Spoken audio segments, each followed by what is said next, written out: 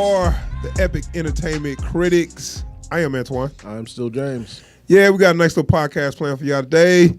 We had a few trailers that dropped. Since we last did our podcast, so we're going to jump on that. And we saw a movie, fresh off a new movie for the week.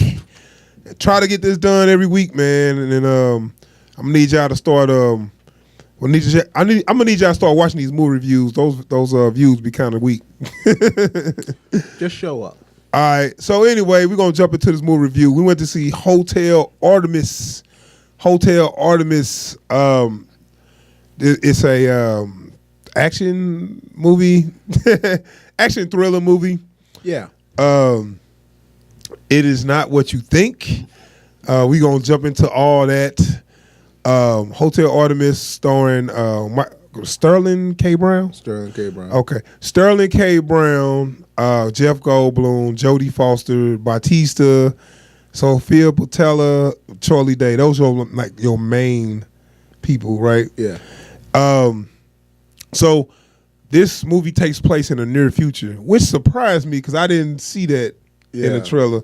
And I like some of the small things they did to show his kind of future, but they didn't go way crazy with that. You know what I'm saying? Like one thing I liked about it was in so many movies, especially if it's near future, they want to this thing that's just happening for you, this is what it ends up like. Right. And I don't like seeing that all the time. So having them just say, so look, sometime in the near future some stuff happened. Yeah, I mean I think it's some things like in theory they can they want to try to do in the future that they say, okay, this is something now. Yeah. You know, some things like in making an organ from 3D printing organs. Yeah, 3D printing. Like I believe they're working on that now. Yeah. Right. That's in theory, and that's something they think they can do or whatever, but they never. I don't think it's out yet. No. And you know, stuff like that. I like. Okay, this is the near future, but this is not too far in the future. Right. And so I respected that. So getting to the full meat of the plot. Now, as you've seen on the trailer, Hotel Artemis is a hospital for criminals. They kind of say they make that clear on the trailer. It's a hospital for criminals. These criminals pulled off a heist at the very, very, very beginning, and they were injured. So they will go to the Hotel Artemis to get treated so they can run away with the loot. Now, the trailer set up something that the movie it didn't even go there for real. Yeah. And I kind of like that because I had a whole different idea. Because I was expecting a siege movie. Yeah, and they really kind of pulled the wool over your eyes a little bit. They made it a little more exciting, but I think it's kind of I think they had to do that to sell the movie. Yeah, they made it more of an action movie. Because I will say, like, for this movie, especially after you see the trailer, it's hard to say what kind of movie this is. Like, even calling it an action movie feels inaccurate. Right. But it's the closest thing I can get to, like, a 2-word answer. It's kind of like a drama thriller with action sprinkled in it. Yeah. And the thing is, like I said, the trailer really set it up to be so action-packed. And it wasn't that much action. True. Now, if you enjoy a movie for following the plot and good acting, then you'll definitely like it. But if you come in just for action, you're gonna be kind of mad about this movie. And I'm on the fence. I'm more like both ways. I love action, but I hate good action without a good plot. Yeah. And I think the plot wasn't that good, but I think the acting elevated, you know, what they gave them, and it wasn't just a simple plot. True. So I dig it for that. So Sterling K. Brown and his brother pulled out this heist, and they needed to get treated at Hotel Artemis. His brother, played by Tyree Henry, a lot of people know him as Paperboy from Atlanta, and I was happy to see him, and I impressed every time I see him. I'm more impressed with his acting. So I'm like, okay, I want to see him get more roles, and then, you know, he's such a good actor. Far as he have to play the black thug or whatever. Yeah. He just looked like one. But he can actually do other stuff. Like I even love the way he picks up like the minute details of his character moments. Mm-hmm. Like it's not just all like he never overacts. Right. And that's what I said. I'm glad just to see him working, and I want to see him actually do other. I want to see him in some other roles other than a criminal or a thug. Yeah. But I'm taking what I get for now. So use what you got, not what you hoped for. So okay, they go into this hotel, and Jodie Foster is the I'm about to say the caretaker, but I guess she's the main nurse. She runs the whole. Yeah. She runs, and it's a hospital. They call it a hotel, but it's a hospital, right? Or a clinic.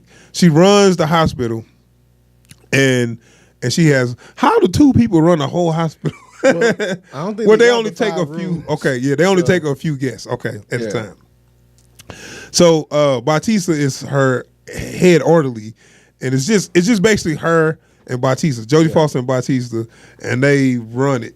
Yeah. Now the thing is, they say a hospital, but I think they only let 4 people in there at a time. It's a clinic, right?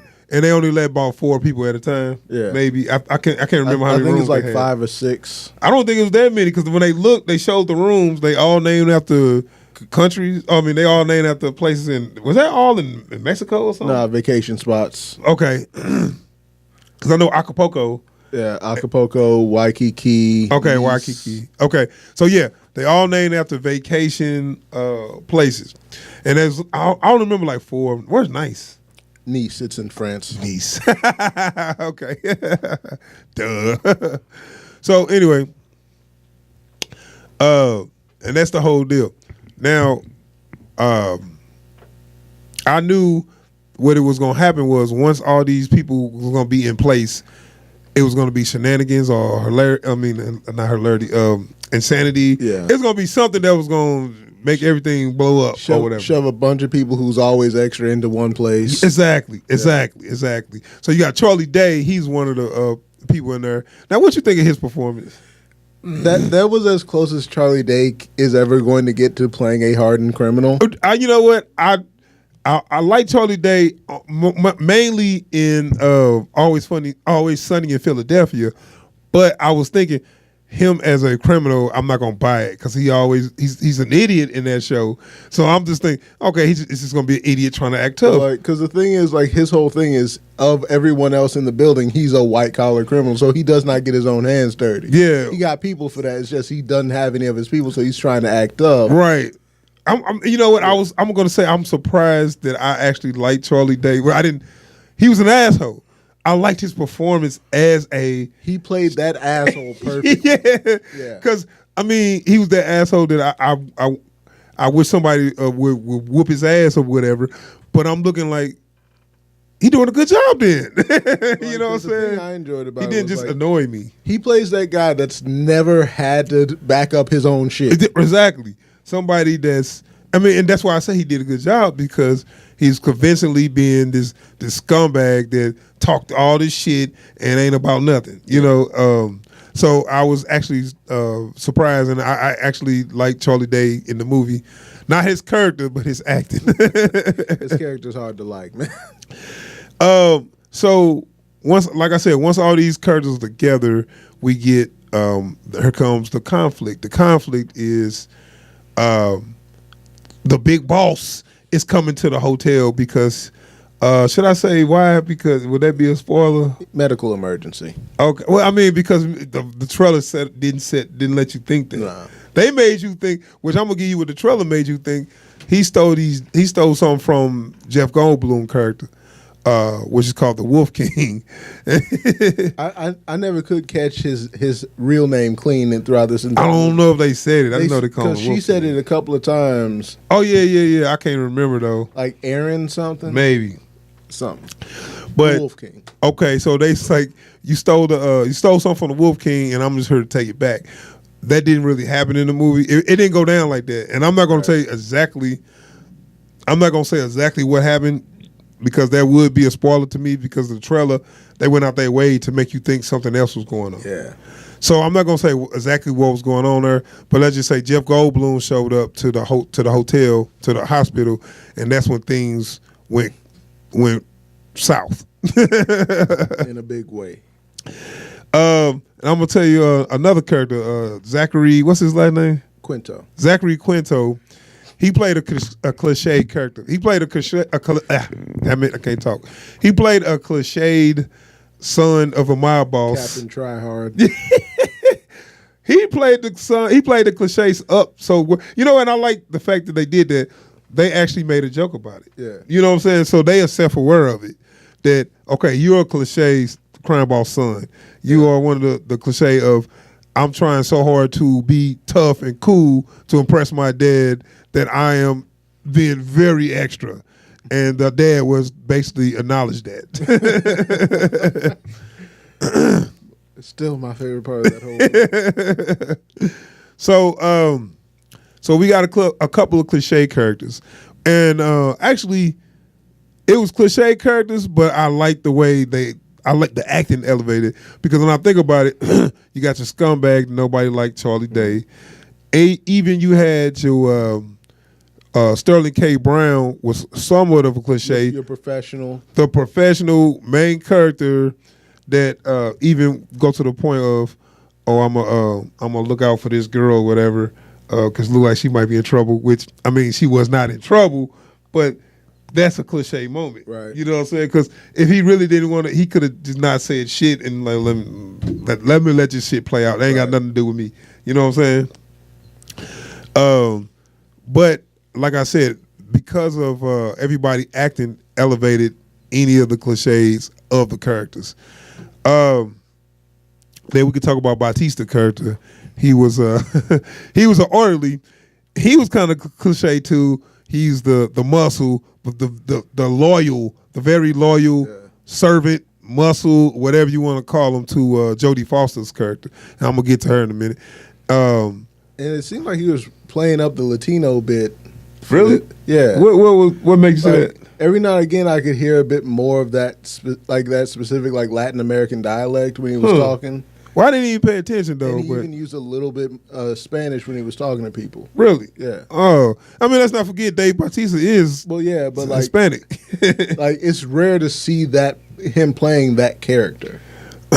Right. I mean, well, that's cool. Because we talk about it every time we watch a movie that he's in. But he's actually become a real actor. Yeah, right. He never he has no type. I mean, other than the big guy, it's fine to me if you say he sprinkled in some Latin dialect. I think that's fine for the character. It's interesting to see just because I don't think I've seen him play that character before, and most people wouldn't be able to escape it for this long, right? Let alone do it with a light touch. Yeah, I mean, I was just liking, but I was liking his performance, but he was just a cliche, muscle, loyal. You know what I'm saying? Yeah. Those kind of characters, they pretty much they one note. They are there to support the main character. Give them just enough insecurities that you believe it. They there, yeah, right. They're there to support the main characters. Tell them it's okay when something not going good. Had he back when it's time to fight. Things like that. Yeah. But I liked his performance just doing it because when you could tell he when the dude jumped on his back, he was like, dude. He's like, dude, really? He slammed the dude. Was like, hey. I ain't gonna hurt you, but you jump on my back again, I'm really gonna fuck you up. Now just get the fuck out of here. Now you have a nice day. Yeah. So I mean, like I said, it was a lot of cliche characters in one place, but a lot of them did it well. But that in this movie is kind of built for it. This is it's a character-driven movie when I think about it. But go ahead. But this is kind of if they had done a movie like Smoking Aces, right? Right. It would have been more like this movie. Yeah, and like we said, it was less action, but Smoking Aces had too much action in the plot. It was just all over the place. Yeah. This had a premise, a simple premise that was followed. Now, Talk about Jodie Foster. Jodie Foster actually. What do you say? She did some great acting, and he's like, she looked old and tired. But I heard that that's like a makeup job. Like she don't look that bad right now. Because I'm like, oh, she getting up there. Shit. That was my thing. I'm like, damn, is she that old? Like, damn. I know she's been in the game for a minute. Yeah, I mean, yeah, but what I was hearing, even she don't look that bad. But. Right, but like even her physicality, like the way she worked her characters, like anxiety issues into her physicality and everything. Like I believe that. Like at no point, like it doesn't look like acting. Right, she got lost in the road. I like how when she walking, she like take those little steps. Yeah. And so I bet she put a lot into the role. She probably did some research on all that. Probably had to do some physical therapy to get out of that role. Shit. So yeah, I thought she did an amazing job. She lost herself in the role, and it was centered around her pretty much. So when all this blew up, you know, when everything went to shit, that's where the action started, and that was like pretty much towards the end, and it's a little action in the beginning and a little action in the end. I mean, I don't want to spoil nothing, but it's not a lot of action. No. And I don't want to mislead nobody in thinking that it's an action movie. But you still can like it because you can get caught into the plot. You can get, you know what I'm saying? You can get into the plot of the movie. You know what's going on. It's a short movie, and I thank them for that, because if it was too long, if it was any longer, I probably would have been way too bored. Yeah. So they kept it short. They knew what kind of story they had, and they kept it short and tight. And they sprinkled the action in there when they could. Now, I was hearing a comparison to John Wick. Get that out your mind right now. This is not John Wick. This is nothing like John Wick. The previews will sell it like John Wick, but it's not John Wick. Like, I would even go so far as to say that this is like the B level of John Wick. Like, well, and not for lack of effort or quality, just that where John Wick is the art version of this movie. You know? Like they play every single like aspect of it in John Wick up to an extreme level, you know, of complexity. This is street level. Yeah, I mean, John Wick was basically homage to action fans saying, we're gonna give you a simple plot and a bunch of action, you know, go with it. You know what I'm saying? Yeah. And this was not that. This actually tried to tell somewhat of a story. There's a lot more character in this. Yeah. And you know something? The universe they built is interesting. Like, I would like to see other stories in that universe if they could do that. You know, and they kind of left it open for a sequel, but I don't know if they're gonna make enough money to do that. But, you know, movies like this, I do like the experimental, you know, expectation of it, and like even if it doesn't get an actual like movie sequel, if they want to make an anthology series out of it, kind of the same way as like, well, that's what I'm saying. Not just those characters, but this universe seems real interesting, right? Yeah, like because some of those like near future, like what's the word, dystopian future stories. It was like, no, it's kind of like the world, you know, but shit's a bit more effed up. Or you could just, or you could pick one of the characters and follow them. Yeah. You know, because some places that they were at the end of the movie, they all had, you know, places that you probably would, let me see where they're going. Yeah. You know, so it was good, and like I said, the action was not there like they sold it. So a good deal of this movie was like, I would even call it suspense, because it's the idea that action could pop off. Right. Yeah, exactly. And I was a little. Now I was actually a little. I wasn't quite rolling my eyes, but I was a little tripping off the when the action started, because I felt like this is because they promised it. You know what I'm saying? Yeah. You didn't. I felt like they didn't need it. Like, and I mean, I liked it and I liked seeing it. But the way the movie was going, you didn't need it. You just did it just because it's like, well, let me let me give you this at the end because we promised it. You know what I'm saying? I mean, that I definitely got that same feeling because when the action does, I'm sorry. when the action does pop off, it's like you say, it's like we told you there's going to be action, so we're going to give you some action.